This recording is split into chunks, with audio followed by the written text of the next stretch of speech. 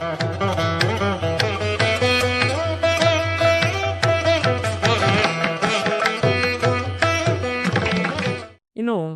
ಧನುರಾಶಿಯವರಿಗೆ ನಾವು ನೋಡೋದಾದ್ರೆ, ಧನುರಾಶಿಯವ್ರಿಗೆ ಒಂದು ರೀತಿ ಎಲ್ಲ ಅನುಕೂಲಗಳಿದೆ. ಧನುರಾಶಿಯವರಿಗೆ ಪೂರ್ಣವಾಗಿ ಜನ್ಮ ಅಂದ್ರೆ ರಾಶಿಯ ಮೇಲೆ ಗುರುವಿನ ದೃಷ್ಟಿ, ಅದರ ಜೊತೆಗೆ 3ರಲ್ಲಿ ರಾಹು, 9ರಲ್ಲಿ ಕುಜ ಕೇತುವಿನಿಂದ ಒಂದು ರೀತಿ ಪ್ರಾರಂಭದಲ್ಲಿ ಏನಾದ್ರು ತಂದೆ ಮನೆ ಕಡೆಯಿಂದ ಆಸ್ತಿ ವಿಚಾರದಲ್ಲಿ ಏನಾದ್ರು ಇತ್ತು ಅಂತಾದ್ರೆ, ಪಂಚಮಾಧಿಪತಿ ಆಗಿರುವಂತಹ ಕುಜ ಆದ ಕಾರಣ ತಂದೆಗೆ ಒಂದಷ್ಟು ಅನಾರೋಗ್ಯಗಳು ಬರುವಂಥದ್ದು, ತನ್ಮೂಲಕ ಆಸ್ತಿ ವಿಚಾರದಲ್ಲಿ ಸಮಸ್ಯೆ ಬರುವಂತಹ ಒಂದು ಸಾಧ್ಯತೆಗಳು ಧನುರಾಶಿಯವರಿಗೆ ಕಾಣಸಿಗತ್ತೆ.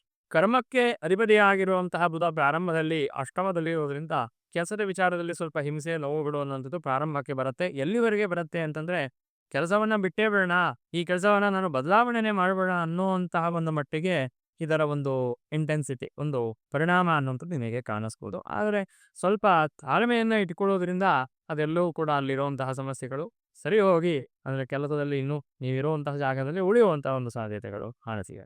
ಸ್ವಲ್ಪ ಮಟ್ಟಿಗೆ ಈ ಬಿಸ್ನೆಸ್ ಮಾಡ್ತಿರ್ತಕ್ಕಂಥವ್ರಿಗೆ ಕೆಲಸದಲ್ಲಿ ಸ್ವಲ್ಪ ಹಿಂದೆ ಮುಂದೆ ಆಗುತ್ತೆ.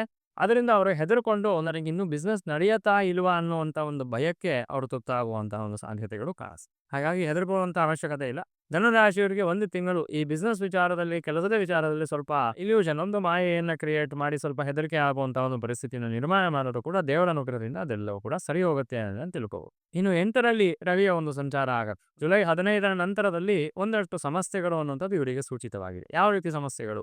ಸ್ವಲ್ಪ ತಂದೆಗೆ ಅನಾರೋಗ್ಯಗಳು ಅಥವಾ ಅವರಿಗೆ ಈ ಹಾರ್ಟಿಗೆ ಸಂಬಂಧಪಟ್ಟಿರೋ ಥರದ ಏನಾದರೂ ಸಮಸ್ಯೆಗಳಿತ್ತು ಅಂತಾದರೆ ಅಂತಹ ಸಮಸ್ಯೆಗಳು ಸ್ವಲ್ಪ ಉಲ್ಬಣ ಆಗುವಂತಹ ಸಾಧ್ಯತೆಗಳು ಕಾಣಿಸುತ್ತೆ. ಮತ್ತೆ ಎಲ್ಲೋ ಒಂದ್ ಕಡೆ ಸೆಲ್ಫ್ ಕಾನ್ಫಿಡೆನ್ಸ್ ಅನ್ನೋ ಥರದ್ದು ಇರಲ್ಲ. ಅಂದ್ರೆ ಸಣ್ಣ ಪುಟ್ಟ ಆರೋಗ್ಯ ಸಮಸ್ಯೆಗೂ ತುಂಬಾ ಹೆದರಿಕೆ ಪಡುವಂತಹ ಒಂದು ಸನ್ನಿವೇಶ ಅನ್ನುವಂಥದ್ದು ಎದುರಾಗೋದು. ಹಾಗಾಗಿ ಹೆಲ್ತ್ ಪ್ರಾಬ್ಲಮ್ ದೊಡ್ಡದಾಗಿ ಬರುತ್ತೆ ಅಂತ ಕಾಣಿಸ್ತಿಲ್ಲ. ಯಾಕೆ?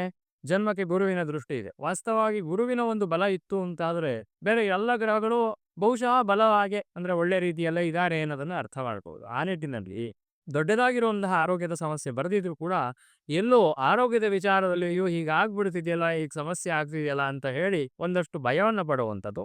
ಮತ್ತೆ ಮನೆ ವಿಚಾರಕ್ಕೆ, ಹೊಸ ವಾಹನ ಖರೀದಿ ಮಾಡುವಂತಹ ವಿಚಾರಕ್ಕೆ ಮುಂದುವರಿಬೇಕಾದ್ರೆ ಸ್ವಲ್ಪ ತಡೆ, ತೊಂದರೆಗಳು, ವಿಘ್ನಗಳು ಬರುವಂತಹ ಸಾಧ್ಯತೆ. ಎಷ್ಟೋ ದಿವಸದಿಂದ ಮನೆ ಕಟ್ಟಬೇಕು ಅಥವಾ ಇದನ್ನ ಮಾಡಬೇಕು ಅಂತ ಅನ್ಕೊಂಡಿದ್ರೆ ಅದು ಸ್ವಲ್ಪ ತಡೆ ಆಗುವಂತಹ ಸಾಧ್ಯತೆ. ವಾಹನವನ್ನು ತಗೋಬೇಕು, ಬದಲಾವಣೆ ಮಾಡಬೇಕು ಅಂತ ಅನ್ಕೊಂಡ್ರೆ ಸ್ವಲ್ಪ ತಡೆ ಆಗುವಂತಹ ಸಾಧ್ಯತೆ. ಒಟ್ಟಾರೆ ಒಂದು 70-75 ಭಾಗದಷ್ಟು ಶುಭ ಫಲಗಳನ್ನೇ ಧನುರಾಶಿಯವರು ನಿರೀಕ್ಷಣೆಯನ್ನು ಮಾಡಬಹುದು. ಧನುರಾಶಿಯವರಿಗೆ ಒಳ್ಳೆಯದಾಗುತ್ತೆ. ಕೆಲಸದ ವಿಚಾರದಲ್ಲಿ ಯಾವುದೇ ರೀತಿಯಾದ ತಪ್ಪು ನಿರ್ಧಾರವನ್ನು ತಗೊಳ್ಳದೆ ಸ್ವಲ್ಪ ಅದಕ್ಕೆ ಅಲ್ಲದಾಗಿರುವಂತಹ ಸಮಯವನ್ನು ಕೊಟ್ಟು ತಂತಾನಾಗೆ ಆ ಪರಿಸ್ಥಿತಿ ಅನ್ನೋದು ತಿಳಿಯಾಗತ್ತೆ ಅನ್ನೋದನ್ನ ತಿಳ್ಕೋಬಹುದಾಗಿದೆ. ಧನುರಾಶಿಯವರಿಗೆ ಒಳ್ಳೆಯದಾಗಿ ನಮಸ್ಕಾರ.